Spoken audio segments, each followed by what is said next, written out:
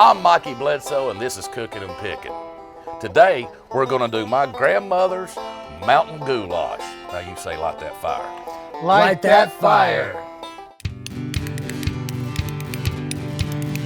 Oh, we're cooking and we're picking on the side of that mountain. Yes, we're picking and we're cooking, and you know the food is right, 'cause we're cooking and we're picking. Listen to the songs right here. Well, we're cooking and we're picking at the Luck Starr in Valley, Tennessee.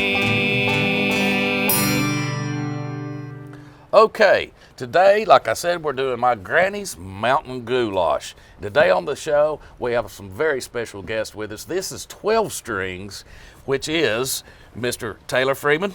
Thank you for having me. And Dustin Mitchell. That's right. See, I got it right that time, ladies and gentlemen. Thank you guys so much for Brother, being it's on the good to show. see you. I really Absolutely. appreciate it.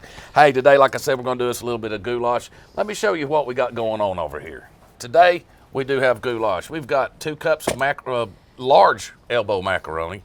We've got 2 pounds of ground chuck.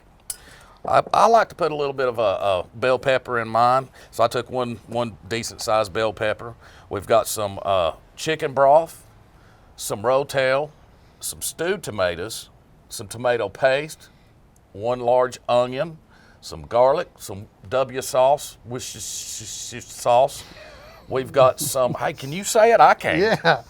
We've got some mesquite seasoning. I've got 2 tablespoons of that, 1 tablespoon of paprika, a couple bay leaves there, and some salt and pepper to taste. And that's all we need for this recipe, and I'll get her a-going.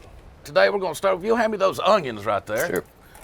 I'd like to get them in there. And I'm just gonna go ahead and get a few things in the pot before I even hang it on the fire. Today we're cooking on an open fire. And then the garlic there, if you don't mind, sir. Now that's what I like. And these bell peppers right here, I'll get them and stick them in there, soften them up just a little bit before I put my meat in there. I have pre-browned my ground chuck, and so we're going to get these softened up and then put the chuck in there on top of it. All right, let's walk over here to the fire.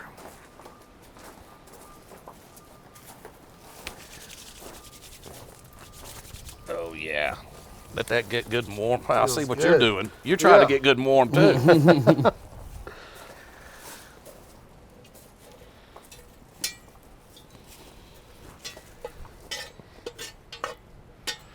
Right. Is it done? Not quite, not quite. All right, we're gonna let that sizzle for just a little bit and start getting a little bit warm. It'll take a minute to get that pan a little bit warm, and then we'll put our meat in there and go on with the rest of the recipe. The next thing I like to do is I take my 2 pounds of meat. I'm gonna go ahead and put my seasonings in there. There's my mesquite seasoning. That was about 2 tablespoons. About a tablespoon of paprika. My W sauce, which is sauce. Nailed it. Which is about a tablespoon. And I like to do a little salt and pepper to taste. Not a lot, because that Worcestershire is a little bit salty. Just a little bit. And then we're going to let that sit. I'm not going to put that bay leaf in quite yet. We're going to go ahead and get this put in the pan. Oh, yeah.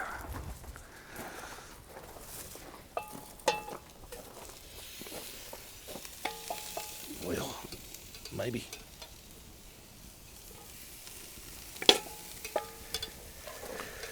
What your little thing? There we go.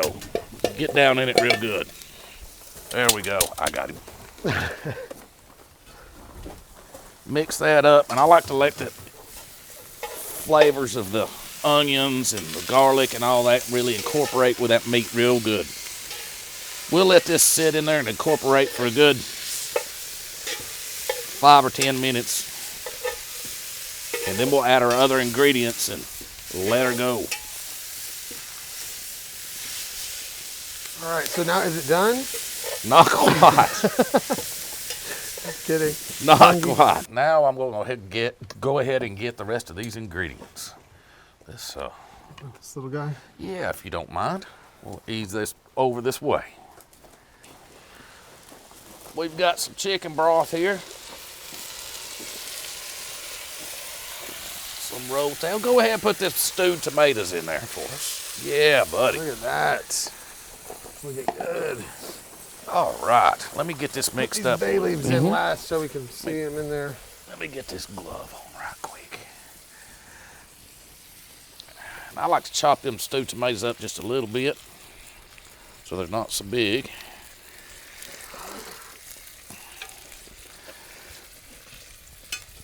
And then get them mixed in.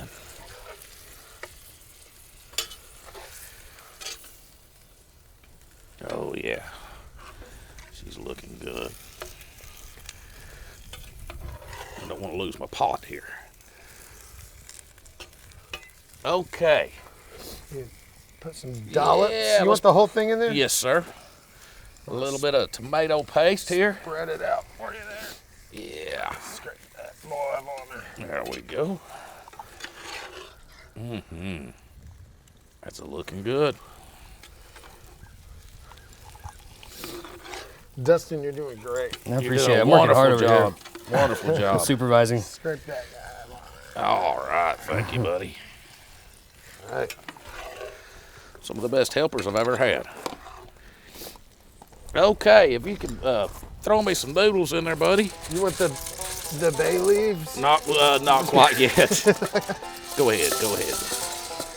All right, I'm gonna get them noodles all mixed in there where they get some of the goodness down in the bottom. Get that liquid all up there on them. And what's gonna happen is it's gonna cook now for, I don't know, 20 minutes, 25 minutes or so, till them noodles get good and soft in that liquid.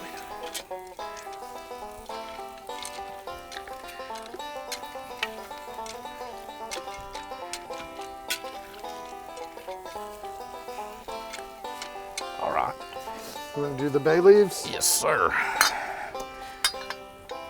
There's a bunch of them down here too. Yeah, I think we'll stick with these. All right. We're going to let that go for, like I said, about 20, 25 minutes, and then we'll be ready to see what we got. While we're waiting on our goulash to finish up there, let me ask you guys a few questions. Well, for one thing, you guys have known each other for a long time. When did you guys meet? How did you get together? We met a long time ago, dude. We went to high school together. Okay, We weren't in the okay. same like graduating class, but we were in the same classical guitar class that we took, 2-3 times a week. What do you think? Yeah, I mean, I think we crossed paths a lot, and we found ourselves at a lot of gatherings, jammed a lot, and everything. We weren't like in the same necessarily like, since we weren't in the same class, we weren't as like close, I guess, back then, like Yeah. when we were younger, through our high school career, and then we separated for college, but we played music with the same folks like all the time. So Okay, that was like, okay. we were musical colleagues, but we weren't like, he wasn't the other 6 to my 12 strings yet. I got you. we were always familiar with each other, and we, like I said, we crossed paths a lot. But yeah, after high school and kind of in the middle of college, there was a lull there where we probably didn't really see each other, talk to each other much. I was in Murfreesboro at MTSU, and he stayed in Chat, so we didn't really understand. see each other that often. But through COVID, we both just, the opportunity just kind of presented itself. I wouldn't say that really either of us really like gung-ho champions the idea of starting any kind of project. It just kind of happened organically. Well, he did gung-ho champion a project in COVID, which is why we connected. What was the piece? It was like he wanted to, everyone was on lockdown, so he wanted to do something like inspirational and involve some of his, the music community in something that we could do remotely. And Taylor was one of about maybe 12 or 15 vocalists and instrumentalists that I reached out to, with the idea being that we would do a collaborative version of Amazing Grace. Okay. Yep. Okay. I had and what was fun about the idea to me was that I had seasoned female vocalists, I had instrumentalists, I had young male vocalists, so the key was going to have to constantly change. And I even was, unfortunately, the project never ended up coming to fruition. I couldn't get everything I needed together to make it happen, but I even had some vocalists like sing a harmony part to other people's vocal track that I brought in, So it was going to be this really great, slice and diced video of, and I was going to do all of the backing music. Think about for it what and stuff. people were doing during lockdown. Right. Everyone was doing all the live streaming. But you two actually got together and formed what is known as 12 Strings. After this? Not long after. Not long after. That was kind of I'll like... tell you exactly what happened. He sent me his video of him doing his part in Amazing Grace, and I've told him this before. We've talked about it a lot, but I was really blown away at the dramatic progress in his playing and his tastefulness and thoughtfulness about what he was doing. Even just the fact that he followed through and sent it to me with I mean, you probably had the quickest turnaround time from when I requested your input on the project to when I actually had it delivered. All of those things culminated in thinking like, I've always been cool with Taylor. We've hung out a lot, and It had we've been a few friendly. years since he heard me play. It'd been a so then he long heard time. your boy on the... It's been a long time, but I distinctly remember the moment of being supremely impressed at his playing, and I thought like maybe there's something we could do there, you know. And I had also just again, it was a culmination of a lot of things happening at once, but I had just finally, after 4 or 5 years with the same company, switched to day shift. Finally, I was working night shift Friday, Saturday nights. So you could actually play. I had no availability to gig anywhere. And so, yeah, everything kind of timed up perfectly, and I thought, like, if I'm going to do anything, like, Taylor's video was fresh on my mind, and that impression of his playing and everything how much he had grown as a musician was fresh on my mind. So I thought, like, let's reach out to him and see if he's interested in starting something. And it always was. I will say this. The inception of reaching out to Taylor to start a project, it was always going to be an acoustic duo. Nice. It was never going to be a full band project. I got you. I got you. COVID made it, the settings of COVID made it make the most amount of sense to do a simple acoustic duo. 2 people, Yep. You're not in... Oh, believe me, I understand. Yeah, you don't have to have a bunch of breathing mouths. Well, now, you guys, you do write a lot of your own stuff. You also play some covers. When it comes to writing, though, who is some of your influences? Who do you think about when you go to put one of these compositions together? That's a good question, Mikey. I would say that, like, for what we do, like you said, playing covers, even when we play a cover, like a Blue Oyster Cult song, for example, some of my influences are obviously my, my guitar idols and, the players that I've followed throughout my entire study of the instrument. But at the same time, I think it's a lot of the influence comes from the classical approach that I think we both got enough of, and through high school and college. I understand. So the arrangement aspect of it and the kind of thoughtfulness on what our individual parts are. So things like contrary motion or harmonized lines. Before we even had a name for the group, we sat down and had a conversation that was just kind of like game planning, strategizing. How do we want to think about this and stuff? And one of the really early conversations that we had was that neither of us wanted to really ever be playing the same thing. There's the old adage of cowboy chords. Just like we're never going to be both in the same like first position chords. That never needs to happen at the same time. And that's equal parts for us and the listeners. For us, it makes it more interesting. It makes us more inspired and motivated. And for the listener, we sound bigger than 2 acoustics a lot of the time. And then we also, we'll be playing an instrumental here that we wrote, and we do a lot of instrumental songs, covers and our own, but we also have vocals. He sings harmony with me, and I sing lead, and everything we can do for 2 guys to sound as big as possible, which is kind of like I'm realizing this as I'm saying it out loud right this second. That might have been like an underlying reason to call the group 12 strings. Yeah. You know, it was. Take the because distinction of there's not just two guitars playing the same thing. Two totally different. There's right. 12 separate strings all doing their own thing, but also the same adage of it's only two guitars that you're hearing at the same time. Two guys playing two 6-string instruments. And then one of our like early mission statements was like to just push the boundaries, or, you know, to try to, you know,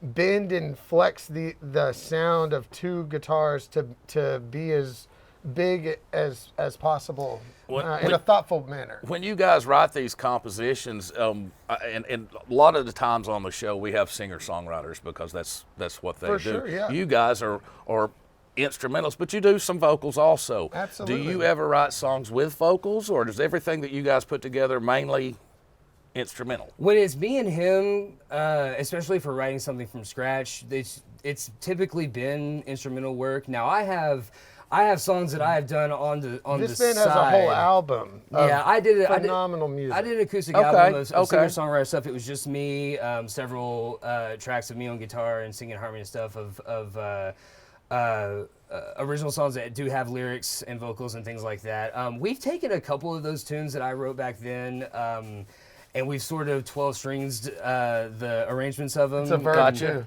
and made them spicier. But yeah, we haven't really. A lot of the songs that have vocals that we've done, we've focused on covers for stuff like that. It's the double-edged sort of being more appealing. You get more work doing stuff like that. I understand. And you know that. But we still, even with that being the case, I think we seized the moment in terms of he and I being like, there's just enough overlap in our playing that we're compatible as two guys in a project like this, but there's still very distinct stylistic difference between both of us.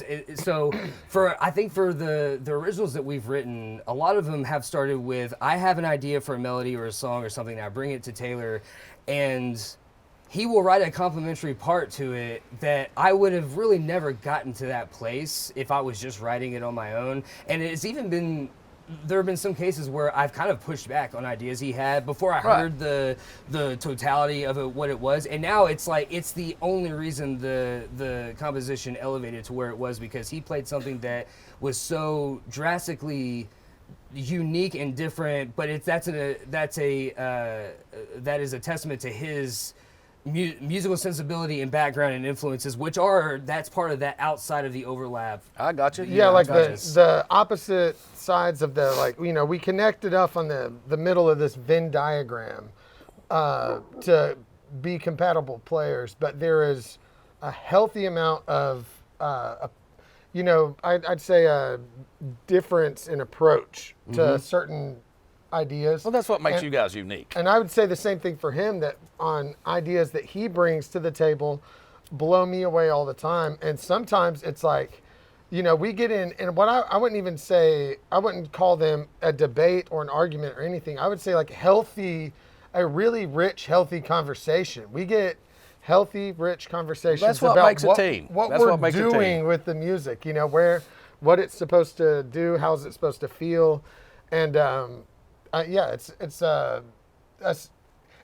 it's easier to do when there's just two guys. Oh, I understand. You know, you I look understand. at the history of some of these 5, 6, 7-piece bands. You know, Well, guys, let me ask you this right quick. How can people out there know where you're at, know what you're up to? If you got some social medias, .com, you know, let everybody know how they can find you and how they can find what you're doing. MikeyBledsoe.com, dude. We're gonna be on there. This video.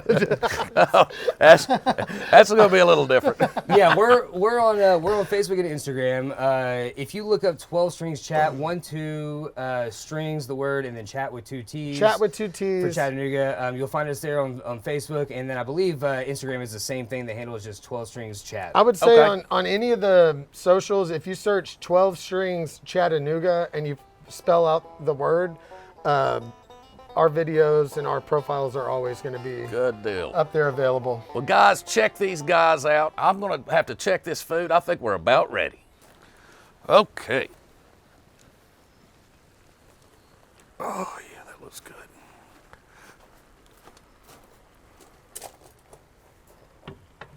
There we go. Nice. Boy, that's looking good. Man, right it smells there. good too. A little warm. Don't burn your mouse. All right. Well, let's see here.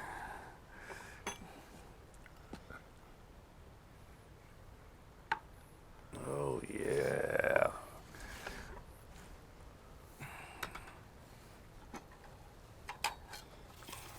Thank you, sir.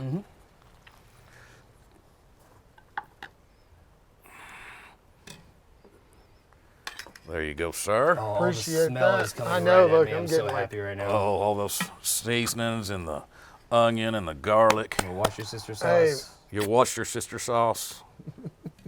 Absolutely wonderful. Well, let's take us a bite and Yeah. see what we got, fellas. Let's do it. A little warm now. Could use a little warmth, brother. You said pretend like it's good, right? Pretend like it's good. Yes.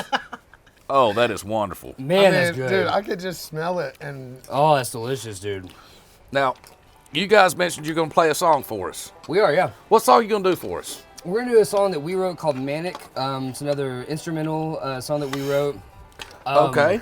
bravo. This song is, we wrote it like 2 or 3 years ago, and then it kind of, Taylor and I were talking about it last I night. think we've just been writing it for 2 or 3 years. The way I worded it was that it just kind of fell out of style. We hadn't really touched it in a while, but we had like the bones, the framework of it. But over the last few days, knowing in preparation for today, we've been really putting a lot of. Well, guys, let's step over to the stage and let you play it for us. Absolutely, man. We'd Thank love you to. so much.